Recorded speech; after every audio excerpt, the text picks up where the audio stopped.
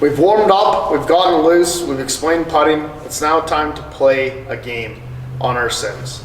We're gonna play the iconic Pebble Beach for this demonstration. We're gonna show you how the gameplay will work. Before every golf shot, remember whose shot it is, your distance, your elevation.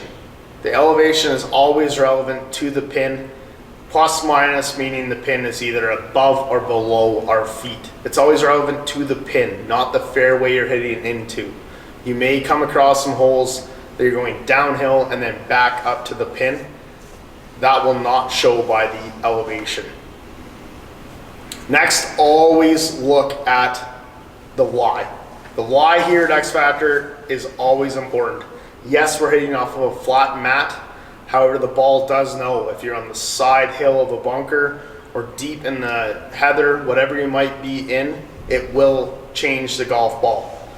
We can't do anything about the contact you're making on the golf ball. However, it will change how the golf ball moves or reacts. You may not be able to pull off those draws out of sand or out of thick rough. You may get a flyer that will not hold the green because it's changed the spin. All things relevant to outside playing golf in real life. Remember that it is important. You're being rewarded for hitting fairways, just like you are on a real golf course. It's always going to line you up straight to where it thinks you should go. It is a computer. It's not a human brain. It does not take risk, and it looks for the most direct path.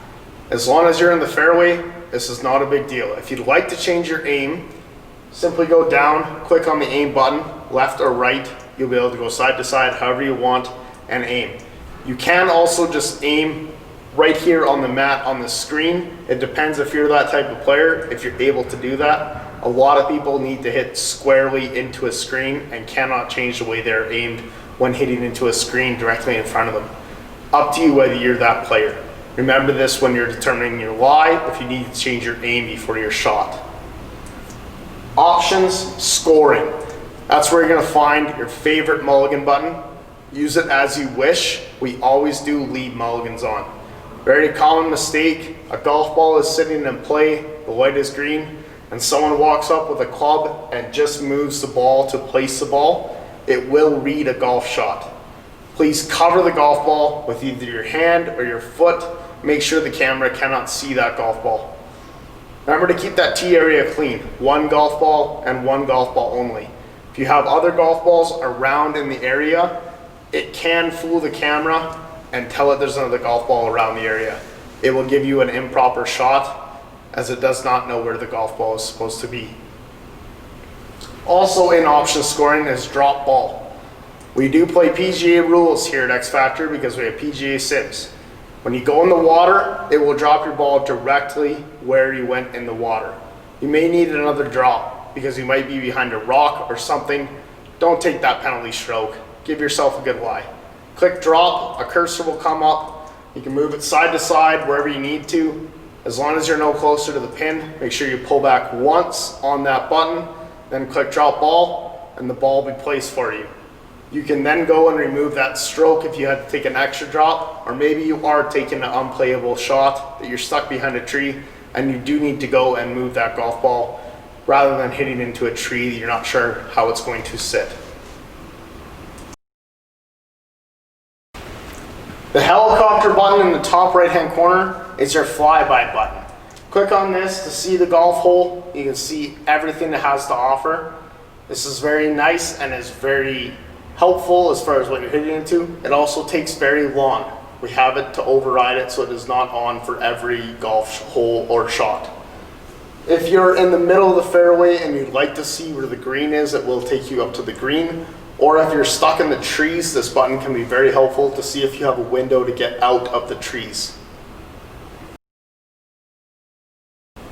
It must say feet to read putts.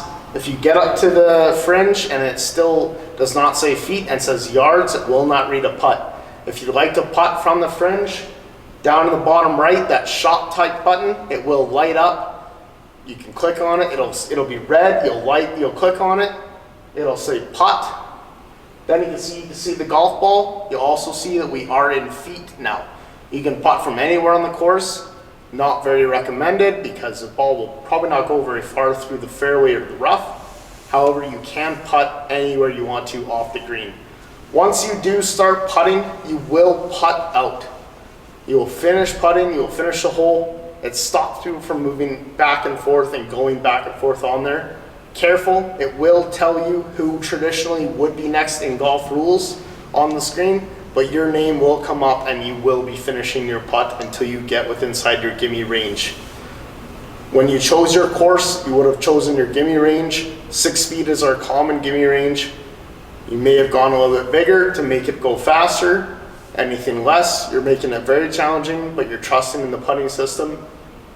Select a proper gimme range. You can also always change the gimme range by clicking on options once again. It will be in scoring, and you'll see the gimme range down there. You can change that gimme range if you want to speed the game up and make those gimmies a little bit easier to get to.